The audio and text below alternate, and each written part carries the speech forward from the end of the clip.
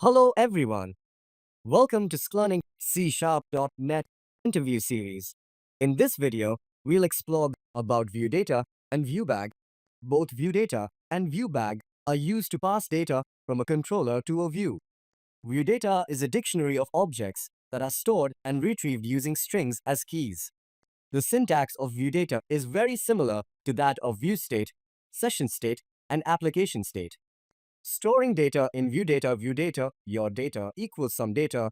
Retrieving data from ViewData string stir data equal ViewData, your data. ToString ViewData does not provide compile time error checking. For example, if you misspell the key names, you wouldn't get any compile time error. You get to know about the error only at runtime. ViewBag uses the dynamic feature that was introduced into C#.0. It allows an object to have properties dynamically added to it. Using ViewBag, the above code can be rewritten as below. Storing data in ViewBag, your data equals some data. Retrieving data from ViewBag string stir data equal ViewBag, your data, just like ViewData. ViewBag does not provide compile time error checking. For example, if you misspell the property name, you wouldn't get any compile time error. You get to know about the error only at runtime.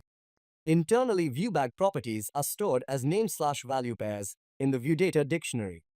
Please note, to pass data from controller to a view, it's always a good practice to use strongly typed view models instead of using ViewBag and ViewData.